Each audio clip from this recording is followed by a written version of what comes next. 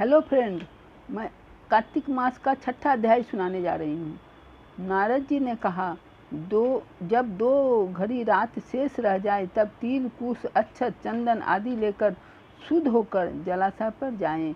नहर की अपेक्षा नदी में स्नान करने से 10 गुना फल मिलता है और नदी की अपेक्षा संगम पर स्नान करने से 10 गुना फल मिलता है और तीर्थ पर स्नान करने से इन सबसे दूना फल मिलता है।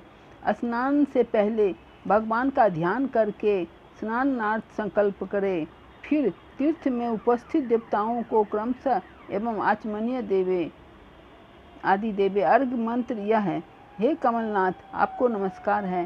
हे जलाशायी भगवान, आपको नमस्कार है। हे ऋषिकेश, आपको प्रणाम है। मेरे दिए हुए अर्घ को आप ग्रहण करें। वैकुंठ, प्रयाग तथा बद्रिकाश्रम में जहाँ कहीं भगवान विष्णु गए वहाँ उन्होंने 3 प्रकार से अपना पैर रखा था। वहाँ पर ऋषि वेद यज्ञों से सहित समस्त देवता मेरी रक्षा करते रहें।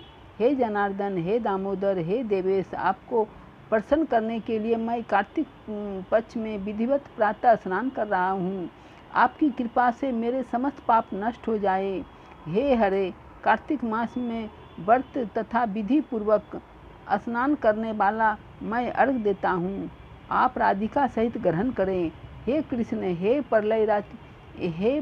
प्रबल राक्षसों का नाश करने वाले भगवान, हे पापनाशक, कार्तिक मास में नित्य प्रति दिए हुए मेरे इस अर्घ द्वारा कार्तिक स्नान का व्रत करने वाला फल मुझे प्राप्त करें।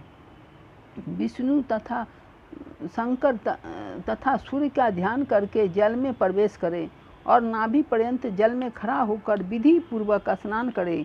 गृहस्थी तिल और आंवले का चूर्ण लगाकर विधवा स्त्री जति तुलसी की जड़ की मिट्टी लगा के स्नान करें।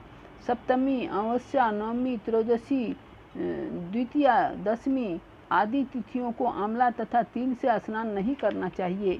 स्नान करते हुए निम्न शब्द कहे: जिस भक्ति भाव से भगवान ने देवताओं के कार्य के लिए 3 प्रकार का रूप धारण किया था, वही पापनाशक भगवान विष्णु अपनी कृपा से मुझे पवित्र बनाए।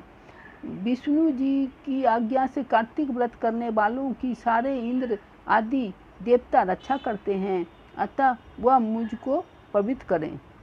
बीजों, रहस्यों तथा यज्ञों सहित वेदों के मंत्र, कश्यप आदि ऋषि, इंद्र आदि देवता मुझे पवित्र करें। गंगा आदि सभी नदियों, संपूर्ण तीर्थ, 7 समुद्र और समस्त जलाशय मुझको पवित्र करें। अदिति आदि सभी नारियों, यज्ञ, सिद्ध, सर्प, सब औषधियों, तीनों लोकों के पर्वत मुझे पवित्र करें। इन शब्दों को कहकर स्नान करने के पश्चात व्रती हाथ में पवित्री धारण करके देवता, ऋषि, मनुष्य तथा पितरों का विधिवत तर्पण करते समय जितने भी तिल तर्पण में रहते हैं उनसे वर्ष पर्यंत व्रती के पितृगण स्वर्ग में वास करते हैं। तत्पश्चात व्रत करने वाला जल से निकलकर शुद्ध वस्त्र पहने और प्रातः काल के सब कृत्यों से निवृत्त होकर पुनः भगवान विष्णु का पूजन करें।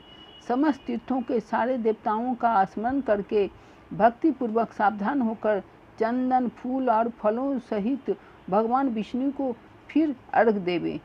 अर्घ मंत्र का अर्थ यह है: पवित्र कार्तिक मास में मैंने स्नान किया है। हे विष्णु जी, राधा के साथ आप मेरे दिए अर्घ को ग्रहण करें।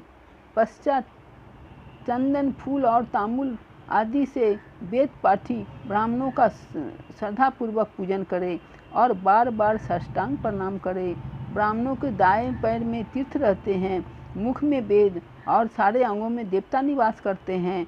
अपने कल्याण की कामना रखने वाले लोग न इनका अपमान करें और न इनके साथ विरोध करें। फिर एकाग्र चित्त से भगवान विष्णु की प्यारी तुलसी जी का पूजन करें, उनकी परिक्रमा करें तथा उनको प्रणाम करें। हे देवी, हे तुलसी जी, देवताओं ने ही प्राचीन काल से तुम्हारा निर्माण किया है और ऋषियों ने तुम्हारा पूजन किया है। हे विष्णु की प्यारी तुलसी जी, आपको प्रणाम है। आप मेरे सब पापों का नाश करो। इस प्रकार भक्तिपूर्वक जो लोग कार्तिक व्रत का अनुष्ठान करते हैं वह संसार में सुखों को भोगते हुए अंत में मुक्ति को प्राप्त करते हैं। सारे रोगों का नाश करने वाला, पापों को नष्ट करने वाला, मनुष्य को श्रेष्ठ बुद्धि देने वाला धन आदि का साधन मुक्ति और कोई उत्तम व्रत संसार में नहीं है। छठा अध्याय यहीं पर समाप्त हुआ। जय श्री कृष्ण।